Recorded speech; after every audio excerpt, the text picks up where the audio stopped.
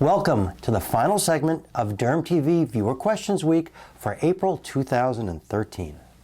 Today's episode will feature questions from DermTV.com and DermTV YouTube viewers. Hello, I'm Dr. Neil Schultz, and welcome to DermTV. Today's first question is from Anna on DermTV.com. She says, is it good or safe to wear sunscreen that has glycolic acid in it? Anna, it's both good and safe. It's good because certainly you're getting a combination product. No worry about which you're putting on first, sunscreen or glycolic, because they're all mixed in together, so there's no conflict.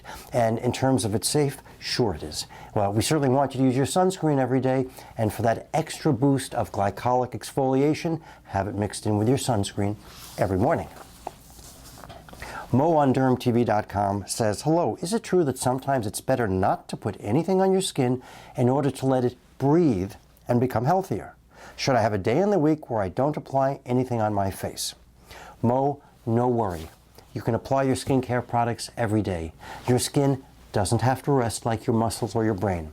Your skin is very happy to have oil and water skin type appropriate skincare products every day, especially sunscreen. Iva on DermTV.com asks, can you use hydroquinone for hyperpigmentation acne marks when you're still using benzoyl peroxide and alpha hydroxy acid? Iva, very good question, but bear in mind that hyperpigmentation marks are different from your active acne blemishes. So first of all, your alpha hydroxy acid is actually going to address both. It's going to help with your active acne blemishes, as well as helping to remove some of the extra layers that are piled one on top of another of skin that's too dark, which is what your hyperpigmentation is, from your previous acne blemishes. And the hydroquinone, though, should just be put on the dark marks where your pimples used to be, not on active pimples. And of course, the benzoyl peroxide isn't for the hyperpigmentation, that's for the active pimples. So you can use all three as long as you understand that you want to be using the specific ingredient for either hyperpigmentation or an active blemish, but not necessarily both. And Alexa on DermTV.com says, this is currently my 4th day of using glycolic acid products. Glycolics, glycolic cleanser, that's a brand name, Glycolics, Glytone, facial lotion Step Up 1, and Glycolics sunscreen.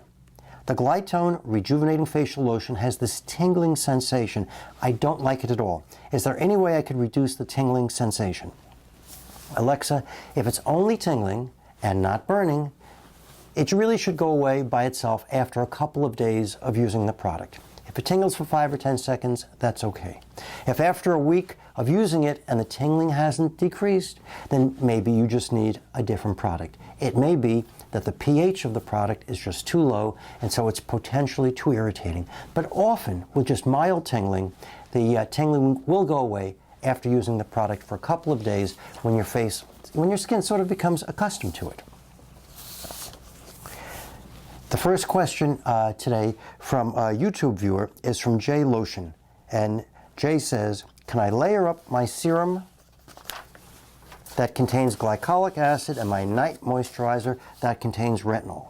Well, certainly you can layer them, your glycolic and your retinol, as long as you're putting the lighter one on first and the heavier one on second, but I don't understand why somebody would want to use glycolic and retinol at the same time, since they're both exfoliants. And I would think you would either use a glycolic product that's appropriate in strength for what you want to do, or else use your retinol. But it seems to be that you're sort of losing control and just being redundant by using two things at the very same time that both have a synergy, but can actually contribute towards irritation if you get too much exfoliation, and that really are directed at doing the very same thing. Gizem Sina on YouTube asks, is it safe to pluck hair on moles? Someone said that it may tease the mole and that it could maybe turn to cancer. I promise you, teasing or tweezing a hair out of a mole is not going to make it cancerous. It could cause an ingrown hair, And it actually could cause you to get a pimple or get a cyst inside the mole, because there are a lot of follicles in these moles, as you know, because the hairs grow out of them.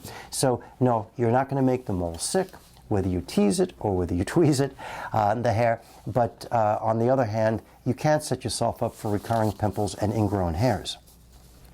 Jocelyn from YouTube asks, is it safe to apply antiperspirant to areas of the body other than the underarms? Jocelyn, of course it is. What a great question. You can use it on the bottom of your feet, you can use it on your forehead, you could use it on your chest. Any place where you have excess perspiration is perfectly fine to use an antiperspirant.